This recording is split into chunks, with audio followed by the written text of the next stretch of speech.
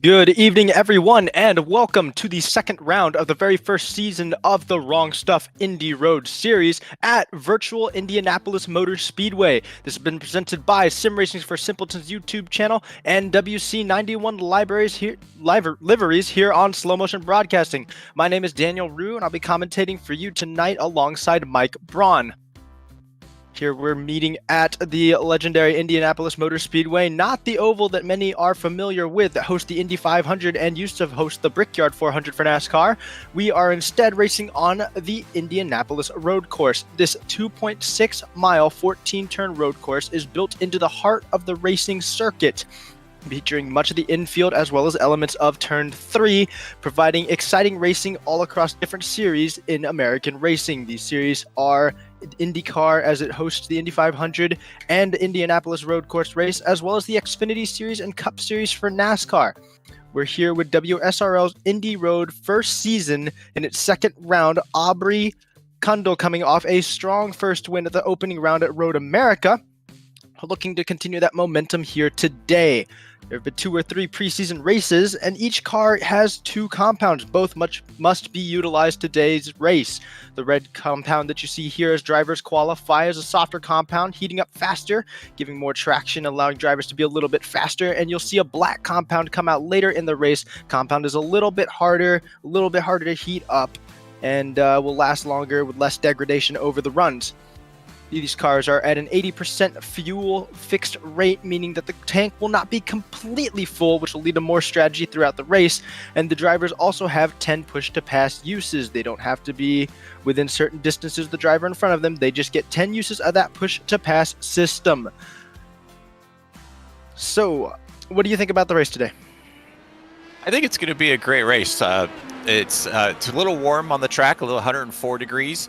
The biggest problem I see today is going to be turn 1 and then turns 12 and 13. This is turn 1 as we're coming down the front straightaway. and it's going to be a hard braking zone, and it's nice and tight to get in here. And I think we're going to have some challenges getting into turn 1, especially if guys try to go side by side. And then the other tricky spot on the track is going to be 12 and 13. So that's right where you come off of turn 1 on the oval backwards and start heading down the front straightaway backwards. It's going to be a little tricky, especially with the track temps that we have, and it definitely has to take these tires a little bit to get warmed up. But as you were talking about the tire temp, the different tires, the red tires are really going to probably be only good for about 4 or 5 laps on this track. And then after that, they start falling off about half a second a lap or so. The black tires typically will last around a dozen laps or so before they start to taper down just a bit.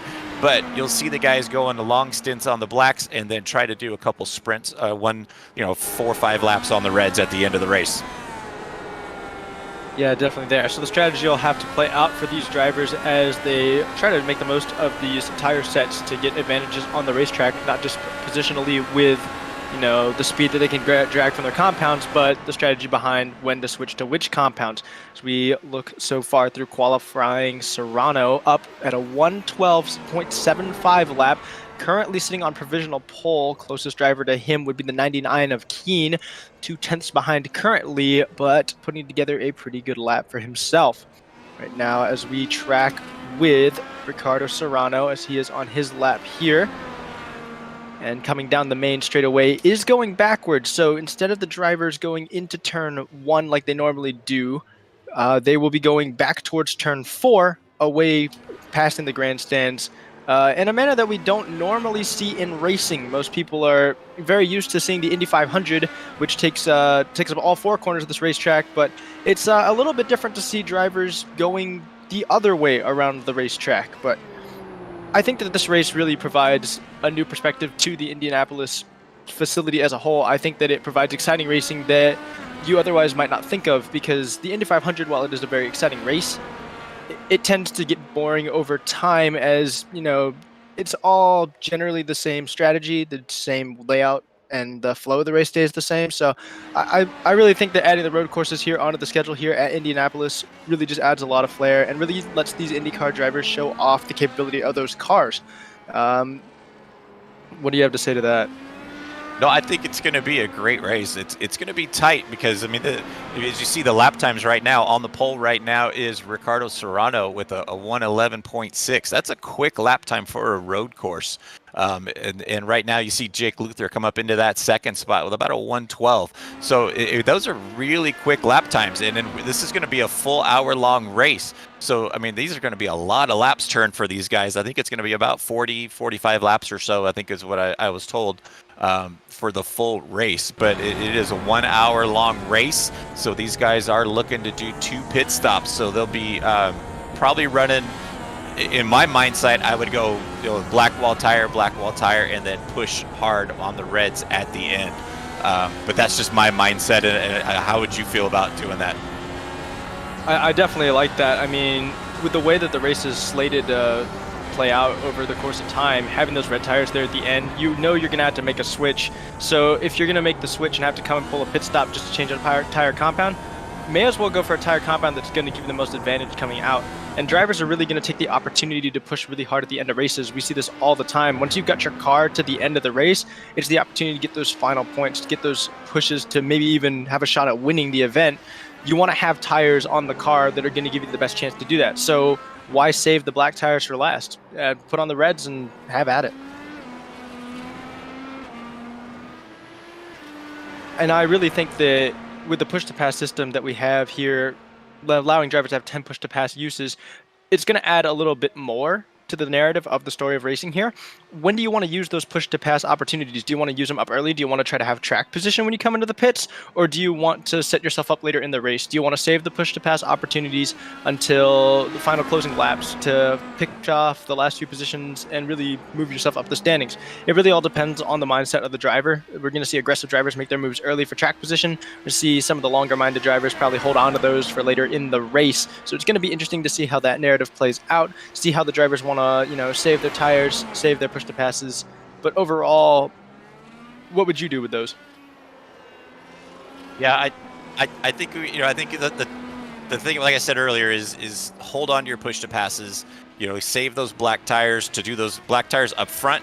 Do those first two stints in the blacks, and then position yourself. Do maybe a good fuel saving on one of those stints, and really try to get a short pit stop. Maybe leapfrog somebody in the pits on that last pit stop, and try to get ahead of them. So we should be good. It's going to be an exciting race. The last race was good and exciting. We had a great battle at the start.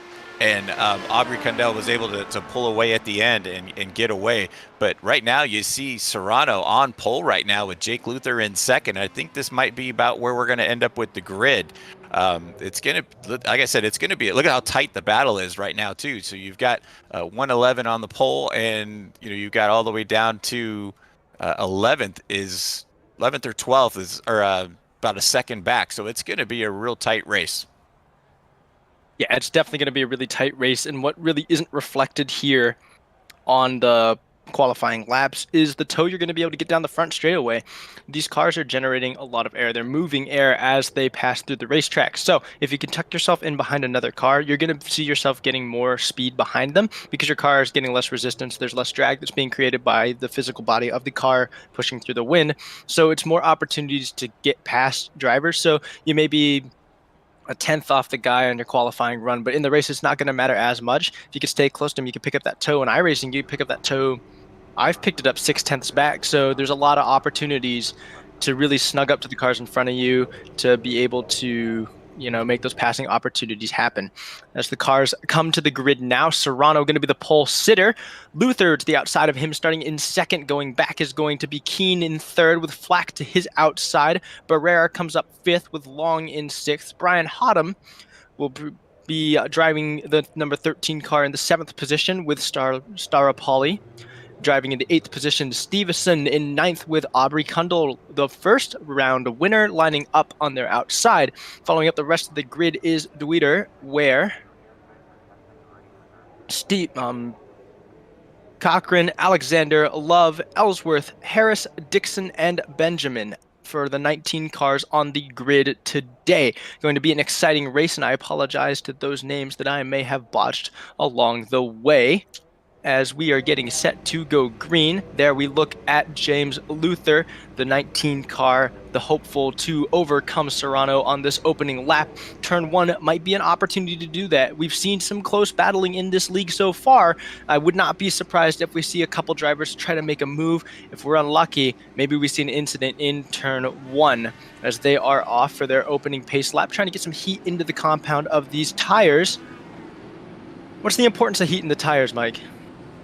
These tires are definitely take a lot more to get warmed up. I did a little practice session just before we went on the air, and I mean my first lap, just about every time with new tires, I was just chasing the back end around. So you really have to watch it, especially with these black wall tires. As you see, your top 6 cars are all on black walls, and then you got the inside, the 4th row. That is Eric Starpoli, and he looks like to have the red set of tires on. Looks like he might be one of the few with the red tires on. There's a couple guys farther back, so it could be interesting to see, if he's able to make a good move coming through these S's, once they get through turn 1 and 2. That's going to be probably the most important part of the start of this race, getting through that turns 1 and 2. It's so tight to get through there. As you see on the board right now, who is, it looks like Hotham is the one with the reds. Hawthorne, Cochran, Alexander, and Benjamin all starting on reds. They're doing that early stint on reds. It's going to be curious to see how far they can move up the grid just from the start. So risky chance, but in a small field like this, it's not, you're not going to be penalized too much if you make a mistake with it. But it'll be interesting to see how they do on this start. Yeah, interesting for sure. And as you talk about how fast can you make up those positions on the red wall tires, it's also a matter of how long can you hold on to them. I would imagine the drivers on red wall tires will be able to get up there pretty fast. The compound heats up faster, just provides more grip through corners, makes them faster. But you mentioned earlier that these tires are going to start falling off 5-6 laps, and that's really when the black wall tires are going to shine. So you could get a lot of positions early, and you can also see yourself losing those positions early. So a gamble for sure, but It's a 19 car field, so now's a great time to experiment if the field does get bigger later on, or if the field stays the same size. Either way, when the points start to matter nearing the championship race, you want to have that information in your back pocket. So knowing now in the second round, I think is a great opportunity for some of these drivers to experiment some strategies and figure out what works for them. Yeah, this is the other part of the track that I said is going to probably be a challenge for these guys. I know in some other cars that I've ran, it gets to be a little hairy coming into that section right there, which is turn 12. And then this is such a late apexing turn to come into 13, so it could be a real challenge to get back onto the front straightaway right here. But looks like we're getting ready to grid them up. Daniel, let's go ahead and take them down the front straightaway. Yep, here we go as these drivers come out of that turn 13, now onto the front straightaway, going in reverse, getting up to speed. Now Serrano takes the green flag, and we are off for the second round at Indianapolis Motor Speedway, the road course here, WSRL IndyCar Series. As the drivers rocket down into turn 1, Serrano gets away very, very cleanly. Keen makes up a position as well as the drivers so far. We see 3 wide into the first corner, but they will survive so far. Everyone has made it through unscathed as Serrano takes a lead out from the rest of the pack, but closely following behind is going to be Keen, and on his tail will be Jake Luther, the second place runner, as they continue through the course here. Jostling for position now with the draft. Keen will get up closer, but looks like we might have car off into the grass, and it looks like, let me see here, the 9 car right here of Dixon locks up and goes for a ride in the grass. Holds on to it though, so no major damage for his vehicle, but it will be a big penalty for the time. And do you think that might have anything to do with colder tires? Yeah, absolutely. You see Brian Long go off the track in that tricky section of turns 5 and 6, that S section, and that looked like it was an absolute cold tire thing. He just got on the throttle too hard and just started spinning the wrong way. So he went off the track and got into the wall. So he is in the pits right now, getting towed into the pits. And you see another car get sideways coming off of turn 14. That is another tricky section, especially on these colder tires. These tires really take about 2 laps to get a full temperature into them. These black wall tires are so hard that it just takes that much more longer to get in there, as Justin gets on the inside line and is able to hold off Cochran into turn 1 there. But you could definitely see how hard it is to get these cars around here without traction control, without ABS. I mean, it is an absolute, just a beast to get around the track. Yeah, as driving these cars here, it's definitely a lot harder. There's less assists to take use of, as, yep, there goes the 19 around again. We saw that incident earlier with Barrera and the 19, or the 313, sorry, unfortunately unable to save the car as it whips around, chasing the rear out. There's going to be heavy contact into that barrier as he enters the front straightaway. Fortunately for these drivers, if I am correct, they have fast repairs. So for those of you new to iRacing, the fast repair system allows for a driver to pull into the pits and essentially leave the pits with a brand new car without much of a time penalty. You pull into the pits, the car is instantly fixed, right back to brand new condition. You can get back onto the racetrack. The drivers only have so many of them though, so if you use them up early, you don't have them for later, you can find yourself in a tricky situation if you sustain some late race damage. Fortunately for the drivers who take damage early, they're going to get a little bit of a get out of jail free card, but these cars can't take a lot of punishment as we ride along here with Hotham. As he goes down into turn 1 right on the heels of Flack. And you can see where these red compound tires might be helping him out a little bit. He seems to be able to get back up to speed and stick to the back bumper of the car in front of him a little bit better. So we'll see if those red tires are paying off, as he's definitely got them heated up now. He has to be careful of the guys in front of him. They are both on push to pass in front of him, so he's not going to be able to get too much advantage as he goes to the outside now as we follow with Flack. Diving down to the inside, trying to undercut the turn on the 19. The 19 goes to the inside. Now the outsiders to go through the S's, and it's going to be Flack who gets in front. And now the 19 finds himself under pressure from the driver behind him in the 13. Otham is here as well. It's a 3-car battle for this position as they are all battling to get third. But right now, it looks as if they have settled down, with the 19 falling back a position, has to give it up to Flack, but fortunately able to defend from Hotham behind. Make these drivers lose a little bit of time as the rest of the pack kind of snugs up behind them, but the action looks like it's subsided for now with this running as it stands. Now coming down the straightaway, a block thrown by the 19 onto the 13 as Hotham is trying to get around, might be on the button now, scoots to the outside of the last possible second. Drivers behind him doing the same exact thing as they come down to turn 1. On the outside, has a wheel in, but unable to stick the corner. and Luther will be able to successfully defend his position, but maybe not for long as the 13 is already back pressuring now, and he's going to go into the back of him. The 13, front wing damage. The 19, damage as well. Tragedy strikes in the opening few turns here, and it's going to be major contact for both of them. These drivers trying to get back on. The 14 spinning as well. Looks like maybe more contact behind with the Alfa Romeo car and the Atari car, as those drivers are off the racetrack as well. But for the 13 and the 19, a close battle turns into a crash. The 14 taking a little bit of a ride through the grass.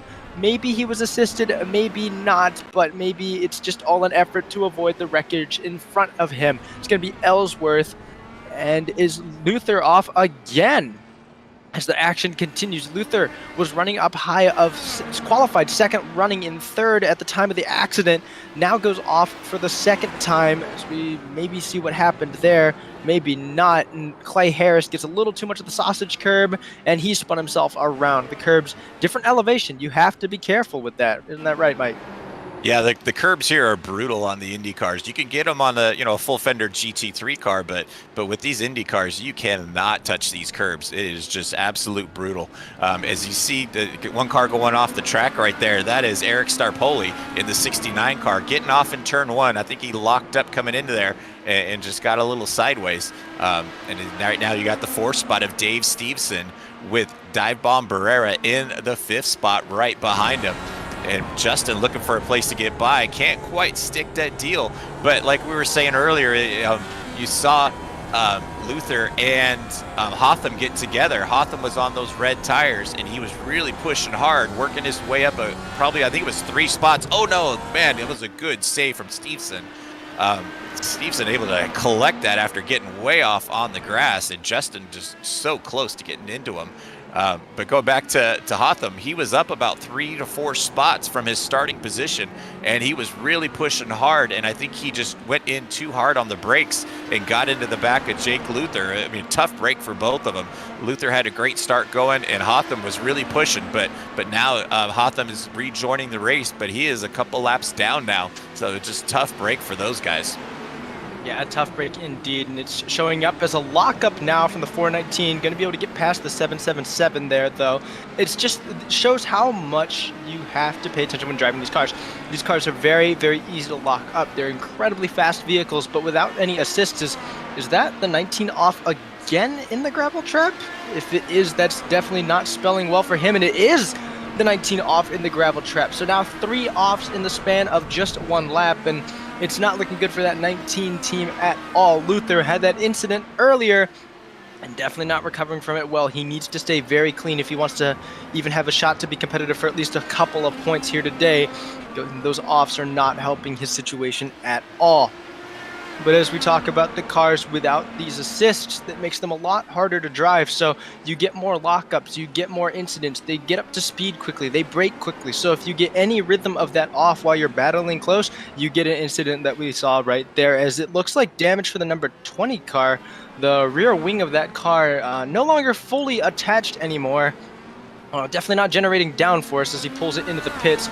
Another driver here looking probably to take advantage of that fast repair, as Mike Ware is pulling in now. So don't know exactly where that happened, but we'll have to stay apprised of his situation, as now we are following the 7-11 of Barry Cochran.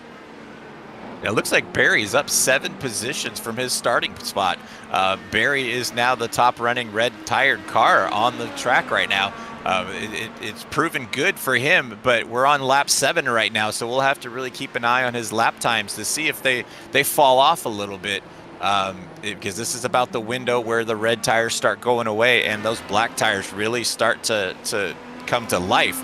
But if Barry is smart, he would not have pushed them too hard, just not to overheat them too much and actually try to save them a little bit. But then we're now back in the 12th spot. This is our winner from last week. Aubrey Kundle just used the push to pass to get by Dixon there. But it's tough seeing Aubrey back here in the 12th spot. I mean, he was way out in front last week. It looks like Cochran coming in the pits right now.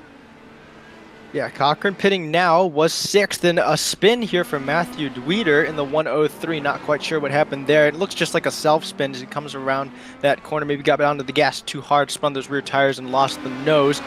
as now he's attempting to make up those positions. But for the driver who just pulled into the pits, the driver we were talking so much about made up 7 spots.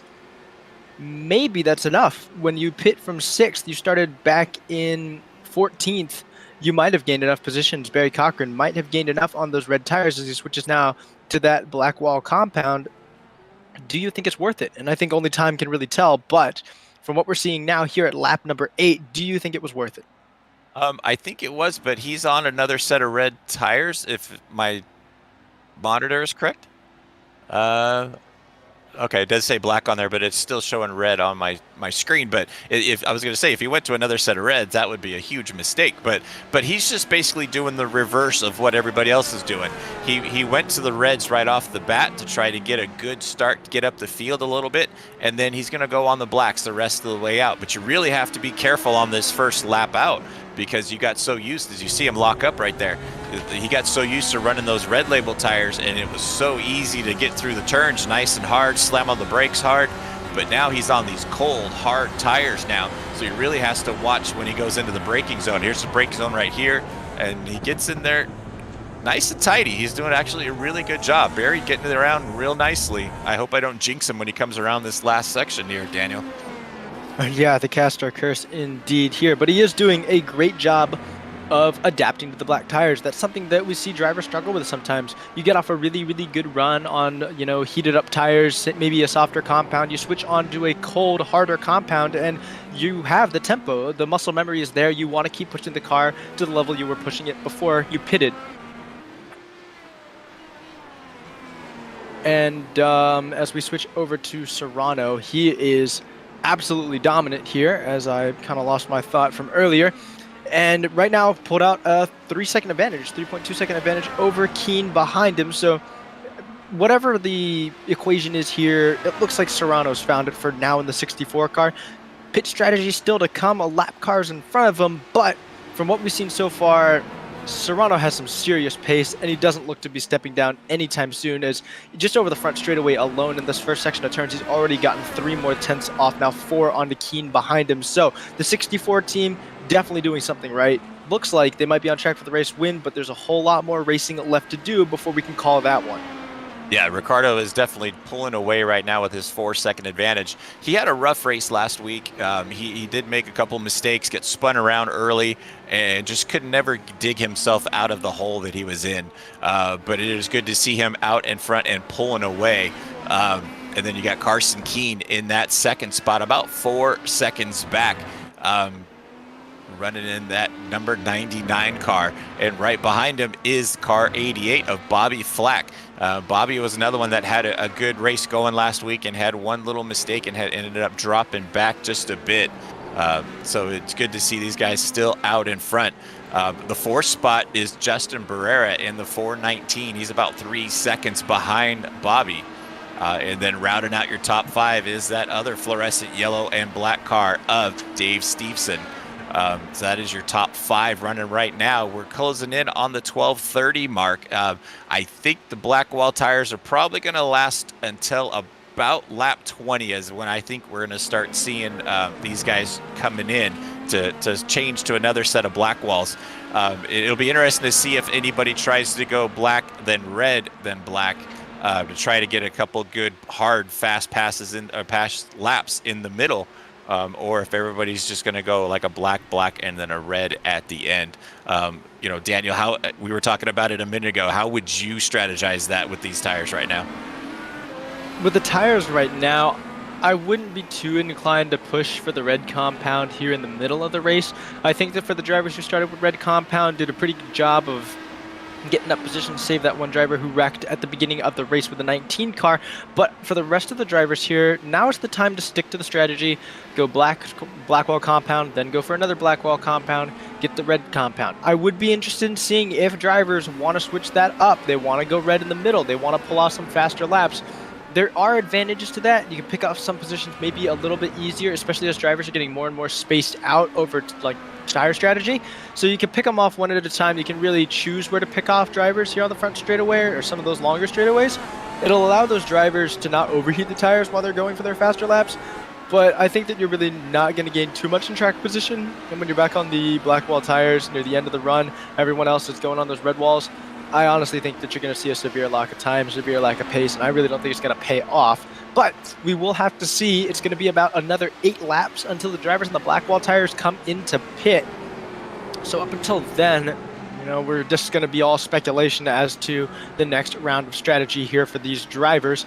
Right now, we're looking at the number 103 of Matthew Dweeter. Has done a pretty good job of staying consistent over this race so far.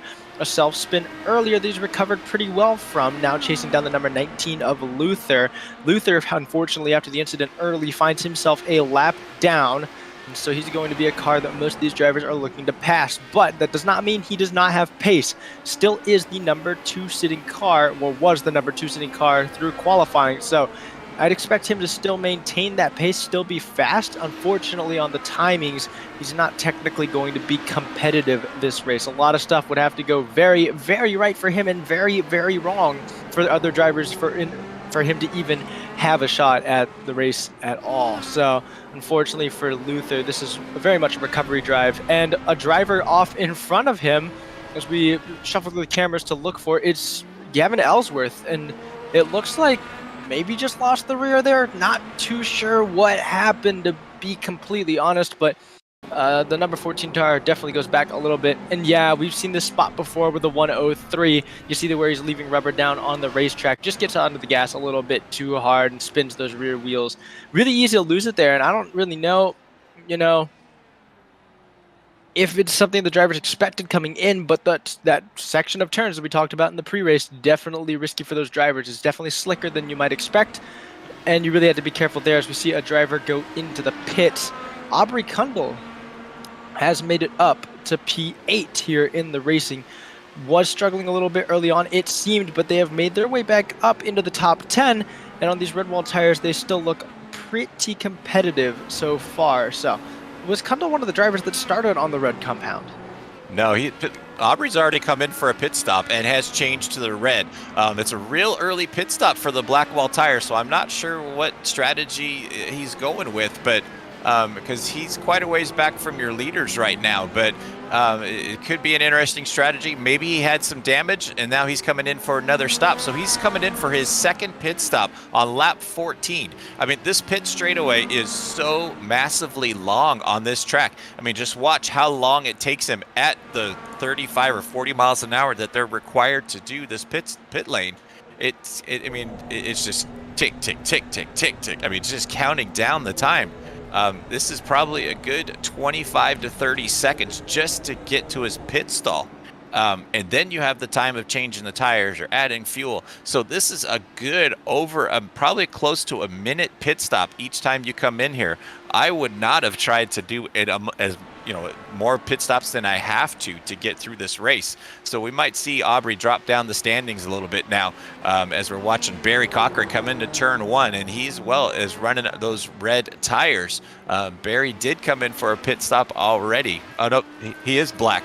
I'm not sure why my monitor is showing reds, but the scoring is showing that he is on the black tires right now. So he was one that was running the reds earlier and did go to the blacks. So Barry trying to make a move. He's up 3 spots right now from his starting position. We've had some of the early leaders drop way down in the standings. So a lot of movers early on in this race. We're just coming into about halfway right now, about 18 minutes down.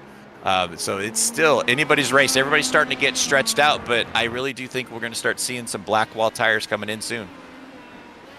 Yeah, I do think we're going to see black wall tires coming in soon for Cochran there. Might have paid off well, that strategy. But for Kundle, I'm not quite sure, why the second pit stop came out. Maybe just trying to stick back to the black wall tires. But, if you mistakenly put the red walls on, you got to keep them on. The penalty you take for taking more time in the pits would just be, just too degrading to that, time that you built up, or the time that you're looking to get back. The deficit would just grow, and it's just not where you want to be. So don't know if it's a last second audible to try to get those black wall tires on, but maybe, made your bed, you got to sleep in it. As we see another driver come into the pits now is Flack, came in from 4th position, now down to 5th as he goes down this straightaway here. And as you were talking about, very, very slow Indeed, he's just crawling through the front straightaway as he's looking for his pit box here. You don't want to be repeating this pit straight. You don't want to be doing this more than you have to, as he will probably be looking to get onto the black wall compound. Back with our leader, Ricardo Serrano, in the number 64 car. The gap to behind him for Keen is now 5.3 seconds, so still paced for the number 64, as Carson Keen still looking for ways to cut down the gap. But right now, Serrano still able to outrun him, as pit strategy might be what Keen is looking for to break that gap back down. Yeah, and I want to apologize. Earlier I was stating that this is an hour-long race. It's actually a 41-lap race. So we are on a lap count of the race. So we're closing in on the halfway point here within about the next 4 laps. So it is going to be a 41-lap race. So if these guys can get, 15 to 18 laps on their black wall tires, then they can get that last, 3 or 4 laps on the red set, because you're going to have to stop twice. There's no way you can make a red set last that long. So it is going to require these guys to make 2 stops to finish off on those red tires. And so it's going to be interesting strategies. It's Bobby Flack just coming back out, and he is all the way down into the 9th spot. So it was a pretty big, substantial jump when he just came in that one pit stop. So it looks like Matthew Dweeter, your 6th-spot car, now in the pits. Yeah, Matthew Dweeter, the 6th-spot car in the pits. I'm interested to see where he comes back out when he's done pitting. You mentioned he came in 6th, already down this front straightaway. He's dropped down to 9th as cars still running are passing him, and it's going to be Flack that passes him. So as we talk about how these pits are cycling out, it looks like you lose a lot of positions in the pits. But overall, it's really just because of this front straight. You enter at the entrance of 1, you exit at the exit of 4. Which I guess in this case, as we flip the track back around, it's 1 and 4 either way as a car goes off and a leader into the pit. But he gets into the grass a little bit, saves it nicely, doesn't go out in the outside wall. And it is going to be Ricardo Serrano taking his first pit stop of the race, along with Carson Keen, Barrera, Stevenson, Staropoli. It's going to be your top 5 into the pits. Yeah, this is the chance right here. Like we said, about lap 18 for these guys to come in. This will be a perfect time if they can do another 18 laps on another set of black tires. That gives them that 4-lap dash with the red set to try to get that push run in. So it's going to be curious to see what these guys do for their second option of tires. And then it's also going to be interesting to see where Dixon in the pits right now. But Bobby Flack is going to be the first guy that is already stopped to be coming around. Looks like Serrano's going to stay on that black set of tires. Here comes Bobby Flack down the front straightaway now with everybody coming out of the pits. He is going to actually jump a couple guys as he comes down the straightaway. And he's going to come all the way up into the 2nd spot now. So he was able to do that undercut and get in first and get a good hard lap out and get ahead of these guys. So Bobby Flack working his way all the way up into the 2nd spot. He's now 5 seconds behind your leader. So luckily Serrano didn't make too bad of a mistake coming into the pits. He was able to hang on to it when getting off on the grass and hang on to his lead. Yeah, it's really, really impressive from Bobby Flack there. Came into the pits running 4th, dropped down in the pits to P10 as we were questioning how far back he fell.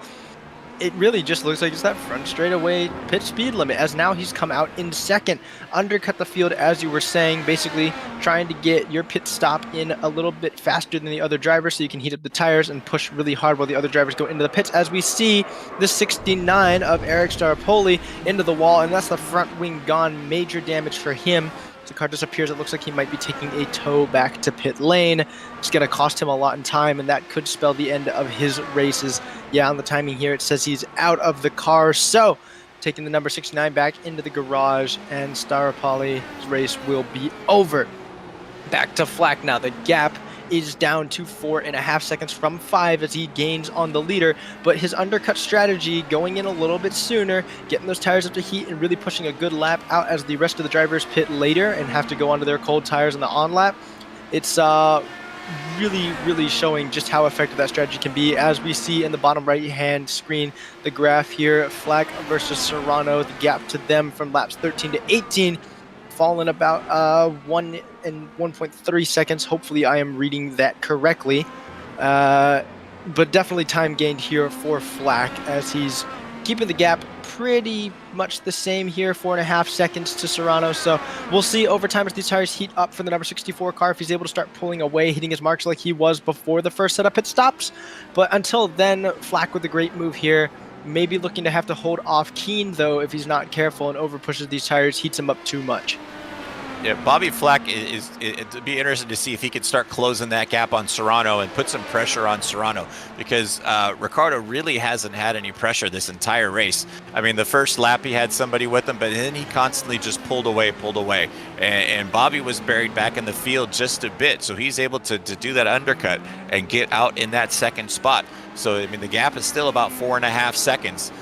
Both of their guys' last laps were 13.3, so he's just matching pace with your leader. I wonder if he's going to try to do another undercut on the next pit stop. So if they came in around 17 or 18, we're going to look for laps to be on their pit stops to be about 36 range, 35, 36, 37 should be the next time these guys come in the pits. As you see, Serrano came in on the lap 17, Bobby on lap 15, so he already had 2 laps on his tires by the time these guys got theirs up to temperature. So, but they're now pacing about the same. The top 2 cars are both 13.3 last time by. Carson Keen with a 14 flat, Justin Barrera with a 13.8. And then you had Barry with a rough last lap, 15.1. So that actually dropped him back behind the leaders just a bit. But as they're coming around to complete their 21st lap right now, you see Serrano with a 13.8. Here comes Bobby Flack by with a 13.7. So 1/10 of a second. He's starting to inch his way a little bit closer every lap. And I mean, that's going to add up when you've got another 20 laps left in this race. Yeah, it is most definitely going to add up for him. 20 laps at 1/10 a lap. He's going to get back 2 seconds over time. But we also have to, think about the strategy that's going to come into play if he switches on to the red walled tires. And when he switches onto those red walled tires, is he going to go for another undercut? We think that he could switch onto the red walled tires with about 4 laps left to go. But the red wall tires will last for about 6 laps, maybe even 7 if you push it properly. So opportunities for Bobby Flack to really take advantage of that knowledge, maybe come in a little bit sooner, try to undercut his way into first position. And we will see if that works out for him as we're riding along with him now. Lap car in front of him, actually going to be able to give him toe down the straightaway. It might be able to, at least, seeing how close he can get as they go through this section of turns here. Has to be careful through this left-hander to get on the gas gently, not to spin out the back tires. And now, while he's working past the lap car, he's going to have to time it properly. So the Satari car in front is a lap down, not for position. Looks like he's just going to give the position away. But yeah, great for Bobby Flack to catch him on the straightaway and not in that set of corners. You want to be able to run through the corners as fast as possible. When you get behind a lap car, someone going slower than you end up losing time. So catching the straightaway is exactly what you want to do, as now we are riding with Hotham. In front of him is Cochran. Cochran, one of the drivers who started on that red wall compound. I hear that he's on the black wall compound now. He is showing up red on my monitor, but he should be onto that black wall compound, as now Hotham, trying to come from behind him, gets the toe down the straightaway at the last second, going to jump out to the outside now, gets past clean overtake all the way, 2 car lengths to his advantage, but locks at the tires, getting into the braking zone, is going to give Cochran the opportunity to battle back on the outside, but the wider way around the corner is the longer way around the corner, so going to lose out that duel for now, but is going to try to mount another assault to get back to Hotham's bumper and start pressuring again. But Hotham, really good set of corners there. Indy S is going to really stretch out an advantage here, 7-8 car lengths for him. So Cochran now going to have to play catch up and then battle back for that position if he wants to stay in the top 5. Yeah, Brian Hoffman had a couple good laps last time by, and he was able to get by Cochran as they're coming to that S section right now. As you see Barry kind of pushing a little bit, you can see the tires just pushing out of the way a bit. As we're going back to Kevin Dixon, looks like Kevin may have had an issue coming onto the front straightaway. Oh no, this is coming into 12 and 13. This has been the feature point. We were talking about that earlier, about how hard it is to get under braking into that section. And that was just an over braking section for Kevin. Dropped him back. He had worked his way up to be right behind Love. And here comes Hotham in for another pit stop on lap 23. That's still pretty early for a second pit stop. So we'll have to see how this plays out for him.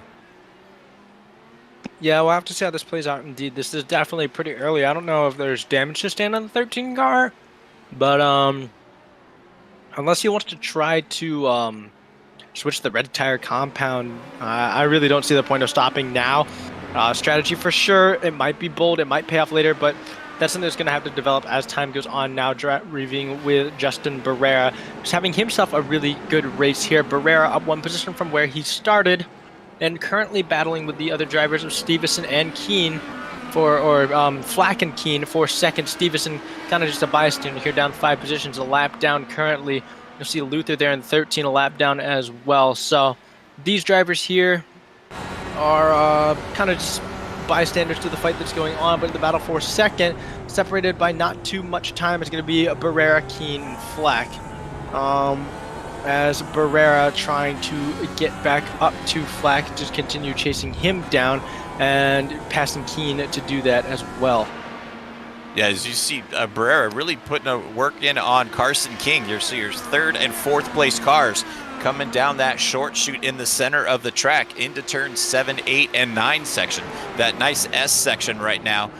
Both of them get under good braking zone right now, as Barrera still about 3/4 of a second behind Keene, as he's really starting to close in coming into that last section right now. Gets a good drive out of there. It is a great battle right now for that 3rd and 4th spot. And here comes that strong section right now that takes everything you've got to get through here in these cars in turns 12, 13, and then coming on to the front straightaway. Barrera closing in. He got another 1/10 of a second just in that section. Now he's going to come down the front straightaway, and he's going to be in enough area to get a good tow down the front straightaway and coming into turn 1, Daniel. Yeah, Barrera now just 0.4 of a second back, and he's gaining very fast. This tow definitely helping out as they go down to 1. Not going to be close enough now to try a move, but so close in general. Keep this up over time, and you're looking at a really great opportunity to make that pass happen, maybe on the second straightaway here. But Barrera right now looks to be much faster than Keene is now. The gap just 0.2 as these two continue to battle for that podium position. Keene in the number 99 trying to hold off the 419 of Barrera. Barrera now getting tow again here as we are looking from the rear bumper camera on the number 99 at Barrera behind. You can just see how close the 419 is getting at times. So close it seems as if these cars might touch, as now he is just a few tenths back, 0.3 on the timing, but definitely looks a lot closer than that here as we watch the racing. Now they are going on to this backstretch section. Opportunity for a little bit more tow here. They dive back down onto the circuit, and Barrera is just so close right now. A lot of pressure being put onto the 99 of Carson Keene. Keene with a little bit of a step out from the rear tires, doing a pretty good job of handling this pressure, but now with just 1/10 separating them onto the straightaway, Barrera with a great run shoots out to the inside now of Keene, and there is not much Keene can do to defend this. A better exit for Barrera with push to pass, comes out solidly into that second position with a couple car length gap to help him out as well. Not even able to be pressured into turn 1 as Bobby Flack pulls off the racetrack and he comes into the pits. Not quite sure what the strategy is there. Lap 26 out of 41. So for Bobby Flack, taking tires already, was running second, now falls to 4th pitting. We've seen him run a great strategy before. Will he be able to run one again as we are back with Barrera and Keene? Keene not ready to give up this position here, fighting hard for 3rd, wants to keep trying to maintain it, but falling to about a second back now. Looks like he won't have many opportunities. Gonna have to just settle in here, drive hard, and start reeling in the 419 again as Barrera Aubrey Kundle, another driver in a bright pink car, is looking to pass some lap cars and lap traffic in front of them. Yeah, Kundle coming closing in on Neil Alexander right now. That's a battle for the 5th and 6th spot. And if we're going to jump back to Bobby Flack, when I was looking at my scoring just before he went in the pits, he was on the red set of tires. So something about the graphics right now is not coming across all the time showing the red or blacks, but our scoring, I believe, was correct. So he may have been on the red set of tires for that second stint. He was out there for about 5 laps or so, and was trying to make a move to get closer to the leader, and then he burned those red sets up, and now he's on a set of black. So I know Bobby Flack pretty well, and I think that was his plan right now, is he's going to be pushing to the end of the race now on those black tires to try to make that run for the lead. Black comes out in 7th now, racing, trying to catch Kundal, as Kundal now trying to make the move onto Alexander in front of them as they dive down into turn 1. Not close enough to do anything yet. The Liquid Death car going to stay in that position. The number 27 going to hold on to that. But Kundal has been pretty strong here on the track, so I wouldn't think they're going to let the issue sit for too long, as it looks like a little bit of smoke and a lockup from the number 27 will hand the position over pretty freely as they go through the S's. And yeah, Kundal going to come out pretty squarely in front. Back to Bobby Flack now, 3.3 seconds behind, now 2 seconds behind. Really, really amping up the pace here, ramping it up and getting faster. So if you're a driver in front of him, you got a lot to fear. Was running very, very comfortably in that 2nd spot. It's going to be interesting to see where he settles down into the racing line, as Barrera now doing a really good job here. Barrera with a lot of speed. And Carson here now closing that gap. As we talked about Carson, he was just a few seconds behind when he was passed.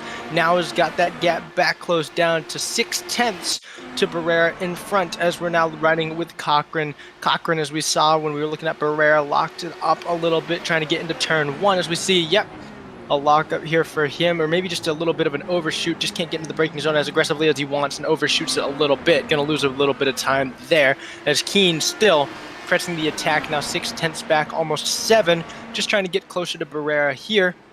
He can, going through turn 12 now. Both drivers get through cleanly, and Keen trying to make up time, unable to. But, you know, the 2nd turn there, that left-hander makes up a little bit through there. It's all about this exit onto the front straightaway, however, which he gets a great solid exit on.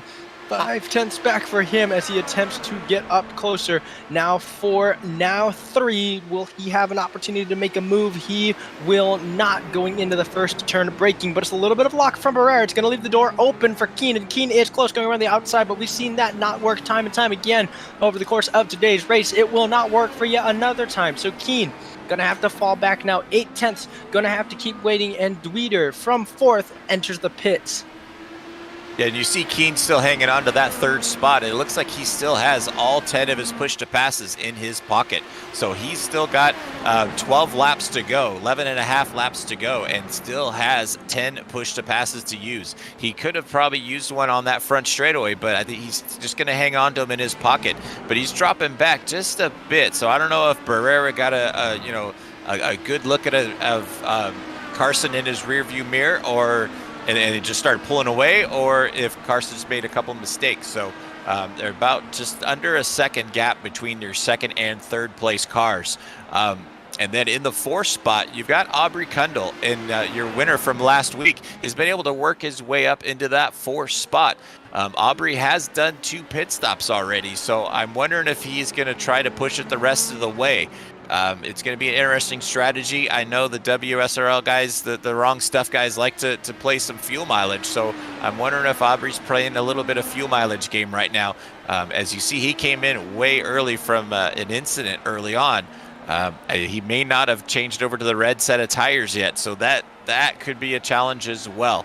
But we'll see how that plays out. In the 5th spot is the 88 car of Bobby Flack. As we go back to looking at Matthew Dweeder, gets off the track. Not quite sure if he was just trying to not lock up his tires and he just drove it out into the dirt area there and just let everybody go by. Good sportsmanship there. He's having some problems. He just pulls over and lets the rest of the faster cars go by. As we go back to Bobby Flack, Bobby's about 1 second behind Aubrey. He has been reeling him in quite a bit. Aubrey's last lap was a 14.2. Bobby Flack with a 13.7. So just about a half-second difference between your 4th and 5th place cars, and Bobby Flack is really starting to get within that draft zone. So it's going to be interesting to see if he can get into him in 12 and 13 and really get a good run out of turn 14 down that front straightaway. As we were talking earlier, Daniel, about getting the draft down that front straightaway, I think Bobby's really going to be setting him up coming out of turn 14 now. Yeah, Bobby definitely wants to set that up for the draft here as he comes up to turn 14 to get onto the front straightaway. He's 0.7 back, or my apologies, not onto the front straightaway. They still have turns 12 and 13 to conquer first, and now it's looking a lot better for him. And, well, now Aubrey Kundal pulls down into the pits, so maybe didn't take those red tires like you were talking about. Maybe they are taking them now, but a little bit early for the Reds here. 10 laps to go in today's race.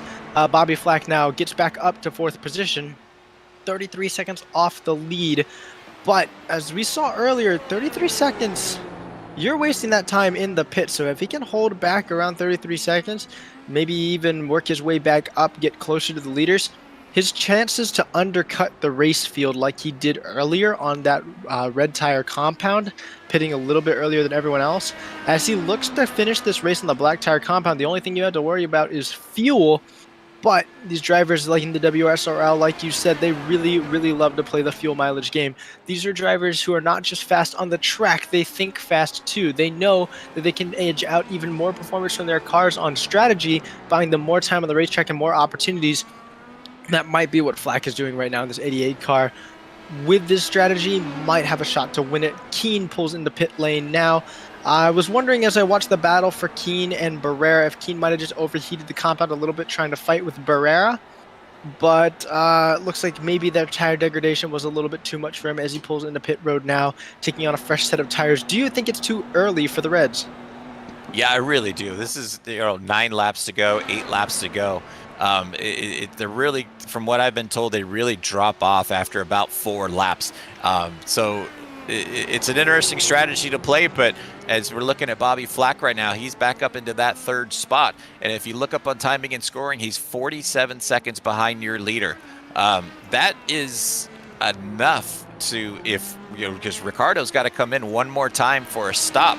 And like we were saying, it's a good 45, 50 seconds to come down pit lane, change tires, and get back out. So this really could be an interesting race at the end, because Ricciardo's going to be on some fresher red set of tires more than likely, and Bobby's going to be on these older black tires. So Bobby's probably trying to push these tires as hard as he can right now without murdering them, and try to get as close as he can and try to get that undercut, that a way early undercut of doing that last pit stop. But we still have 8 laps to go. They're finishing with 8 laps to go right now. So it's going to be interesting to see how this rolls out.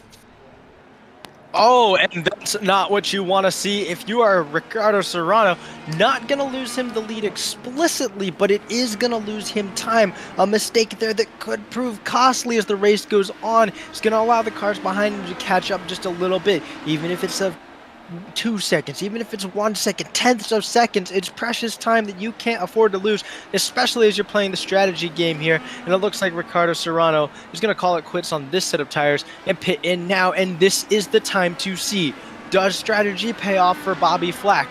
Will he undercut the leader? Will he cycle back to first position?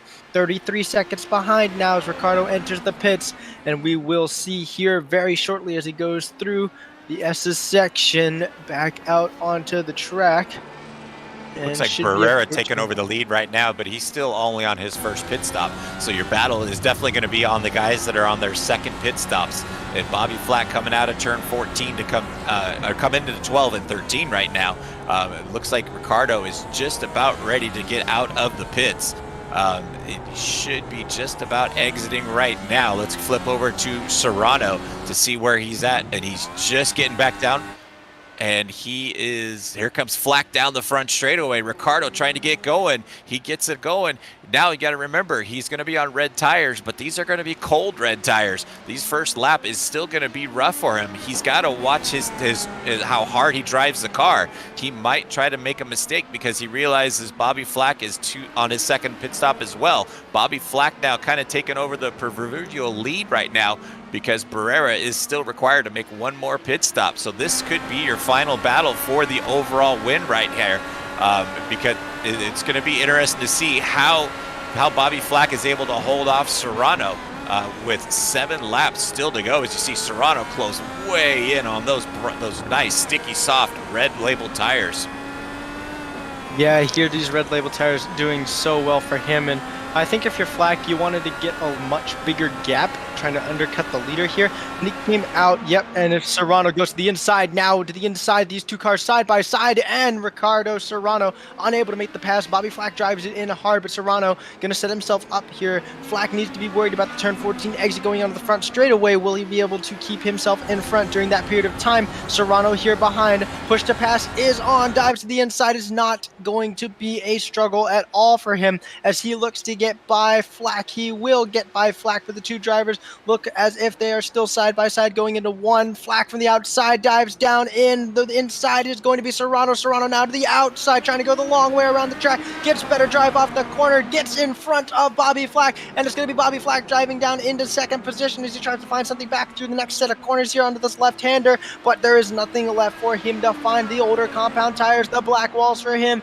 don't have as much speed as the red sticker tires of the driver in front of him, and Serrano takes control of the provisional lead here. Flack trying to mount another assault, but there's just nothing left for him to do. No more speed left in those tires, and Serrano looks like he's ready to pull away again.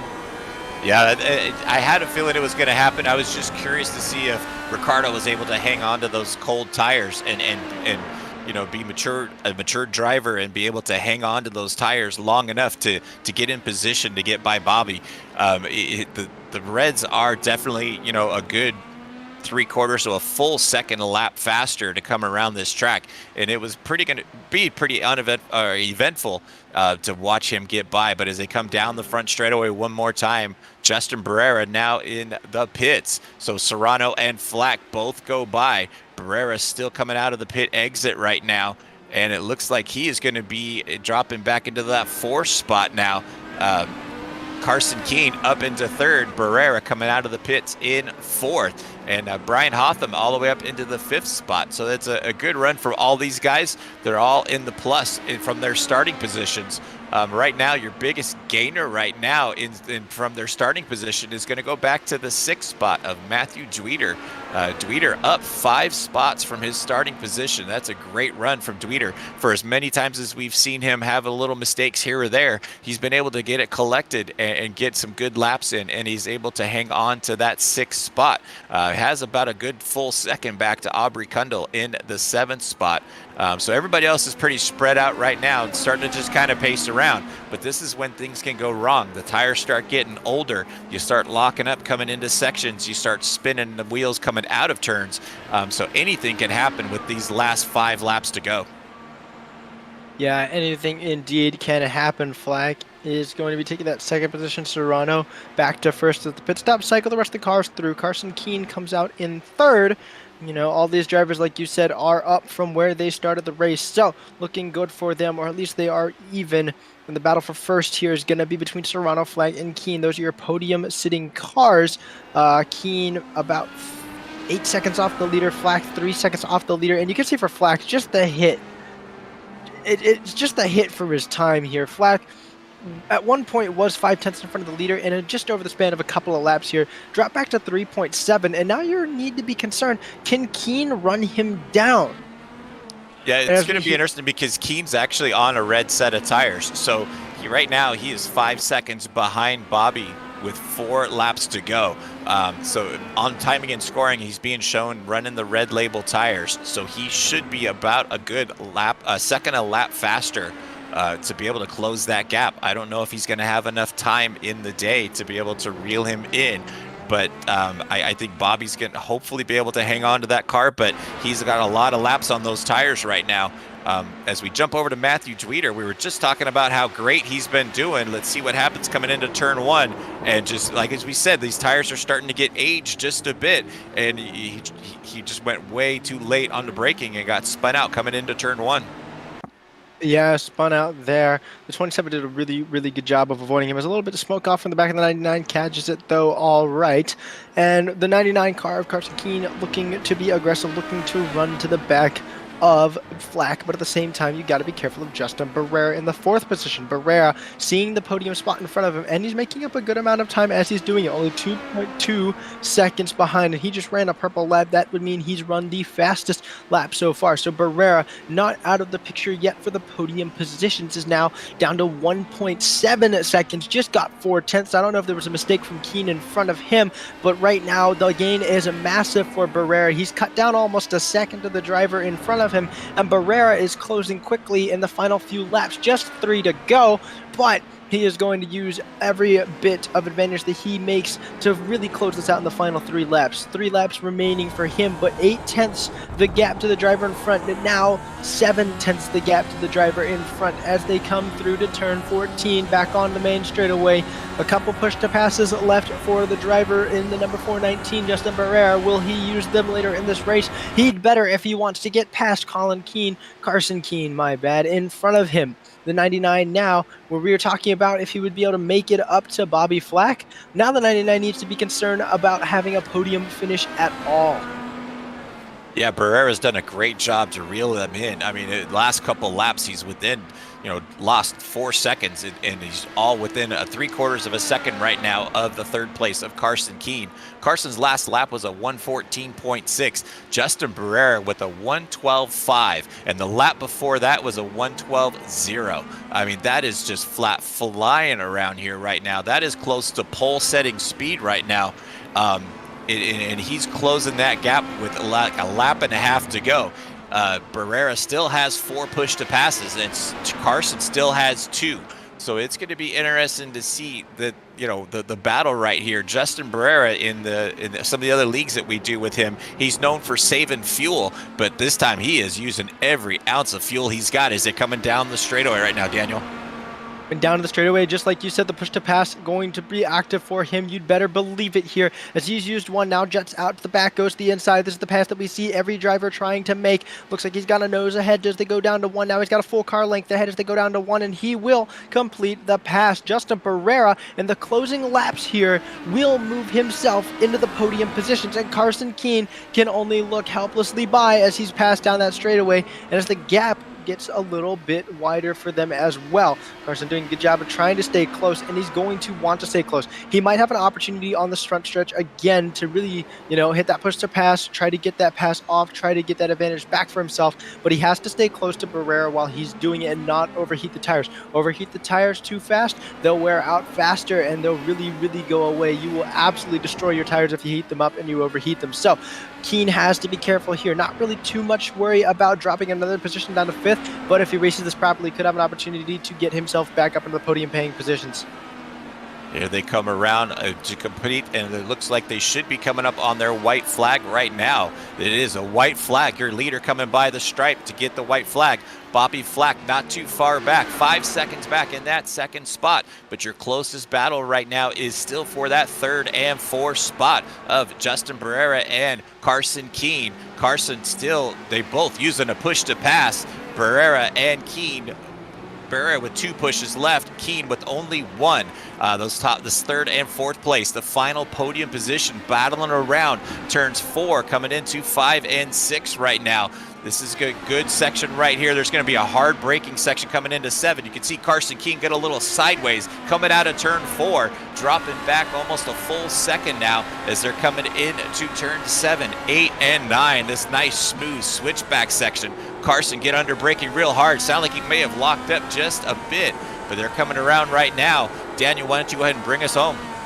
Yeah, and as they're coming around one more time, the driver here of the number 9 has 1 more push to pass use left, uses it now as he tries to get around turn 14 as they come back onto the front straightaway now as they dive down to 12. Last kind of opportunity to get past, but for the driver in front of him, Jason Barrera, those push to passes kind of become push to not get past. So he's got 2 more of those. Keene is completely out of him. With a second left, it's going to be Barrera coming home in 3rd, but Serrano takes the checkered flag. Great race for him. Never once really had a threat of losing the lead. Flack brings it home behind him. Barrera in 3rd. Keene takes 4th.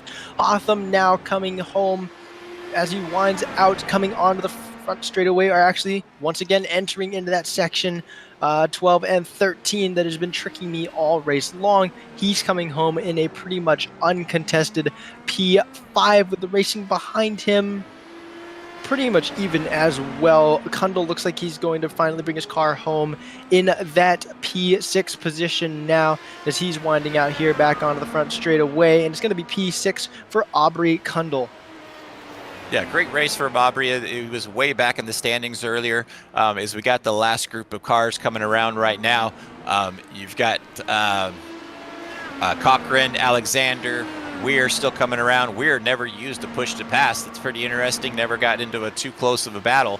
But Weir coming around and finishing the 9th spot. And Matthew Dweeter is going to come across the stripe in 10th. And that's going to be everybody finishing their lap.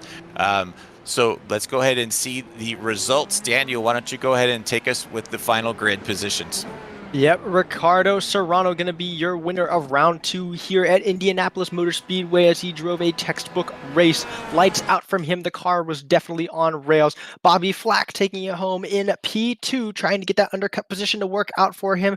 Just didn't quite at the end, but P2, respectable finish. Barrera running down for P3, getting onto the podium at the last second, taking away from the 4th place finisher of Carson Keene. Brian Hotham running out your top 5, and for the rest of the race, it's going to be Aubrey Kundle, your previous round winner, coming home in 6th. Cochran 7th. Alexander 8th. Weir in 9th. Dweeter in 10th, and the rest of the field: Luther, Love, Stevenson, Dixon, Ellsworth, Long, Starapali, Benjamin, all coming home with some form of damage. All coming home a lap down, making up the rest of the field and the rest of the finishers. As we're waiting to find our leader, our winner, Ricardo Serrano, in the paddock. So this is your first time running with us here, Daniel. What is your thoughts? How do you feel this race went? Did it meet your expectations? Your first Indy race with us here at WSRL. Well, these drivers obviously very, very, very talented. And this race, while it might not have had a lot of on-track battles, a lot of action there was a lot to take in with the pit strategy. I found that it never really lost my attention, and I found that the laps were going by really, really fast. These IndyCar cars, so much downforce, but so much horsepower on top of that as well, really able to rip around this racetrack at impressive speeds here. And I really feel that with the pit strategy that we saw from these drivers as they were going around the racetrack, especially Flack, when he went for those undercuts, it was really, really impressive. It definitely held attention. It was really good racing. And you could just see how clean, how aggressive, and how smart these drivers were the entire time. Yeah, no, I think you're absolutely right. It was a good race. It was good to see some different pit strategies from these guys, and able to watch it all unfold. You had Bobby Flack doing the mid race, like we talked, going to mid race with the Reds in the center of the race. But Ricardo was definitely the class of the field today. He was able to take the pole and jump out in the lead and really run away from these guys. He had a rough race last week, and he was able to bounce back really good this week and actually come out with the victory. Still waiting to see if we could find Ricardo in the paddock. So we're kind of stalling here as we're looking to see if we can find him in the paddock to give him a good driver's interview. But I haven't been able to run over him yet. Yeah, so the next race that we got coming up for the WSRL Indy Racing League, the next race on the schedule, as I'm pulling it up here, is going to be COTA, Circuits of America, next week. It's going to be a 26-lap race, so it's one of those longer road course tracks. Next week will be Circuits of America. That's going to be a fun race, I think, for these guys. It's going to be interesting to see if it's going to go or not. I could be wrong. The schedule I see says that, but let's wing it and see. I'm not sure. Still waiting to see if we could find our winner. Oh, I got him right here. Let me see if I can pull him into ours. Yeah, we need to get here. Give me 2 seconds here, guys. And let me see if I can get Ricardo in here for us.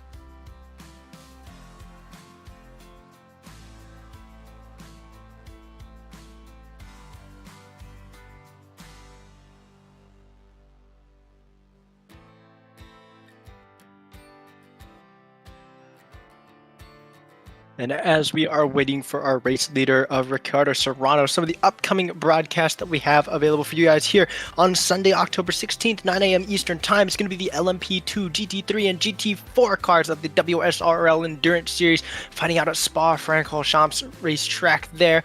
Tuesday, October 18th, we're going to see LMP2 and GT3, the TWSRL Series, I believe. at Phillip Island Circuit.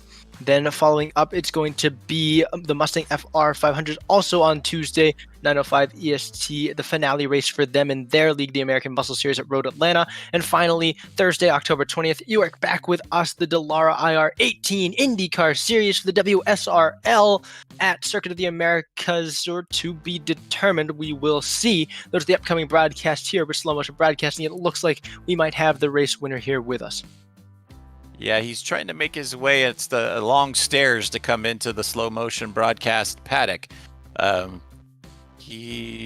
sent him an invite to come join us in this Discord, and we are just waiting for him to make his way here. Very long virtual stairs. It's just so long. It's got to be, 30, 40 steps to try to get up in here.